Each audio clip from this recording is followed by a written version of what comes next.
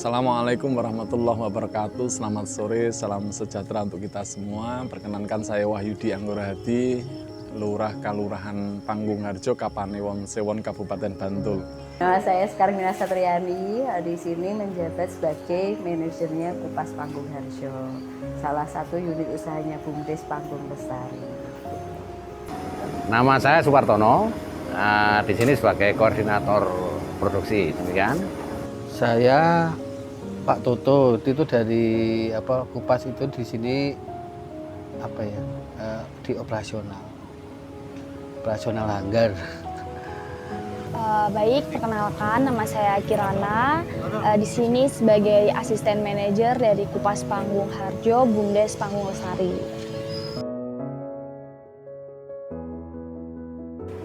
Di sini kan Kupas Panggung Harjo itu berdiri sejak 2013. Dalam rangka untuk menyelesaikan sebagian persoalan yang dihadapi oleh warga desa Panggung Harjo. Jadi unit usaha BUMDes yang pertama dibangun oleh BUMDes Panggung Lestari, salah satu badan usaha milik desa Panggung Harjo. Itu awal mulanya itu karena di Panggung Harjo ini tidak ada sama sekali tempat pembuangan sampah untuk warga maupun untuk pemerintah desa, itu juga nggak ada. Jadi sampah-sampah yang ada di Panggung Harjo itu adanya di jalan dari Jalan Miri ke Samsat maupun Jalan Ali Maksum, itu tempat pembuangan sampah sementara. Nah, termasuk juga persoalan terkait dengan pengelolaan lingkungan, pengelolaan limbah, sampah, dan lain sebagainya. Sehingga di tahun 2013 itu kita dirikan satu unit jasa pengelolaan lingkungan.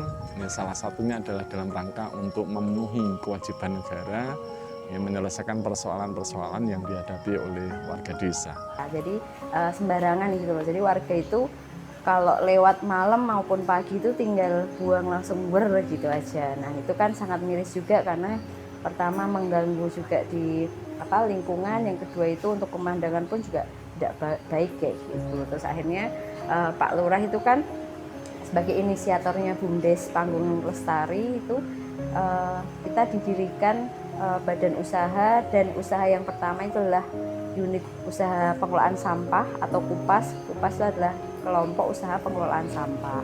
Nah, itu bertujuan untuk di Panggung Harjo itu sendiri itu adanya tempat pembuangan sampah sementara. Jadi mereka tidak ada alasan untuk membuang di jalan. Peran sosial dari pemerintah, dari badan usaha milik desa yang kita dirikan itu tidak hanya terkait dengan upaya untuk menyelesaikan persoalan-persoalan yang terkait dengan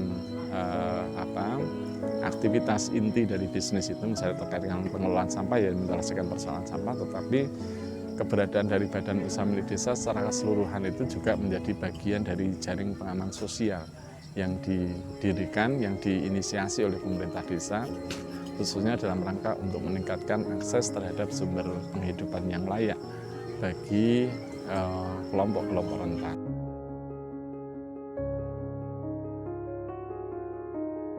Untuk kegiatan di sini diawali dari penimbangan hasil pilah dari Hanggar Selatan itu, di mana penimbangan itu masih secara umum.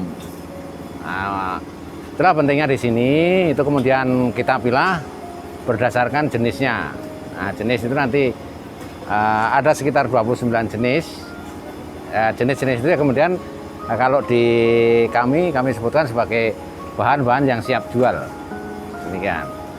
Jadi sampah yang masuk diolah, tugas kita mengolah sampai itu menjadi barang yang lebih bernilai. Itu ada 3 sebenarnya. Yang satu itu residu, jadi 4 ada residu itu nanti kita bakar dengan insinerator tadi. Terus ada rosok itu hasil pemilahan, dan ada yang masuk itu dari bank sampah. Itu nanti kita pilah lagi per jenis sesuai dengan jenisnya, logam, kaca, plastik, kertas, itu ada jenis dan harganya beda-beda.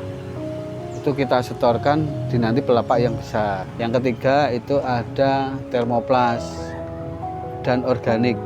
Organik dan termoplas itu sebenarnya agak sama gitu. Tapi organik yang sekarang yang di sini itu memang sudah 90% itu sudah berupa organik, ada campuran-campuran sedikit itu wajar, dan kita olah jadi kompos. Pengolahannya juga di sini dan sama di utara jalan ini udah ada.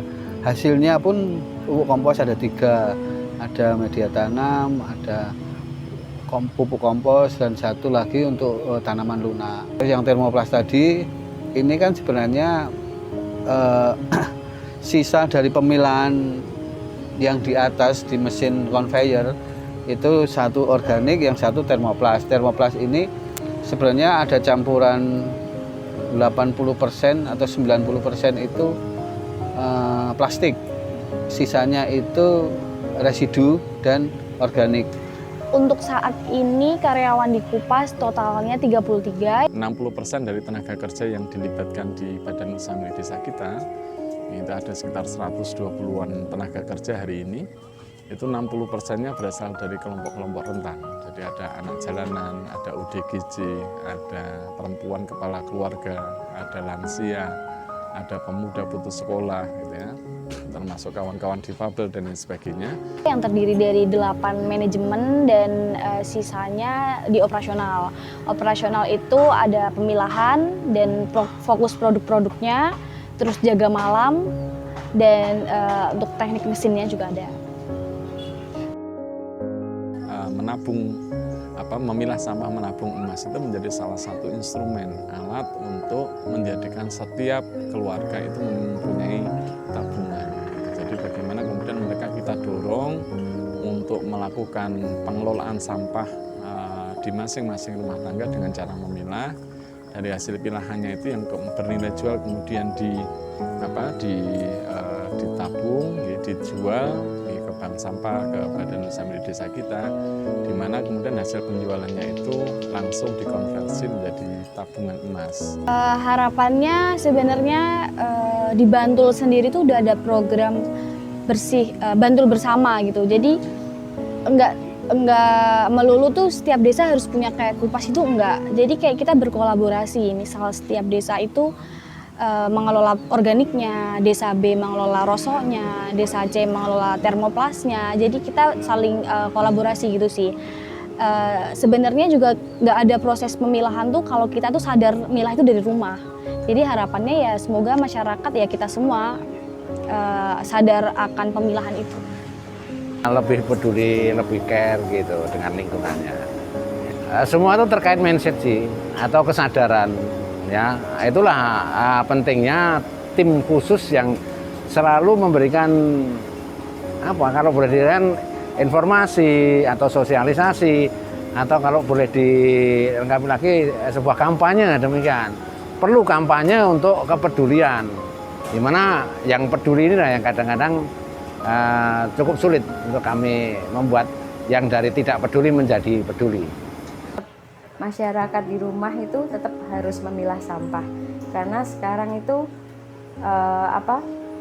kalau kamu tidak memilah sampah berarti kamu harus membayar jasa orang untuk memilah sampah. Kalau kamu memang tidak bisa untuk makan saja ataupun dalam artian orang yang nggak punya, ya pilah sampah gitu, karena itu yang jadi nanti biar tidak memberatkan di entah itu pemerintah, entah itu masyarakat sekitar atau tetangganya kita aja sudah memilah sampah. Kalau tetangga tidak memilah sampah itu kan juga menimbulkan juga, apalagi sekarang kalau dalam April tidak ada untuk sistem penjemputan sampah, terus gimana? Berarti kan tetap harus memilah sampah juga dari rumah gitu sih, karena mindsetnya untuk merubah atau bertanggung jawab terhadap sampahnya itu yang susah. Kalau sudah ada alat, sudah ada ini, kita bisa memilah sampah, tapi kan mindsetnya untuk merubah memilah sampah itu tuh ya susah sekali gitu sih.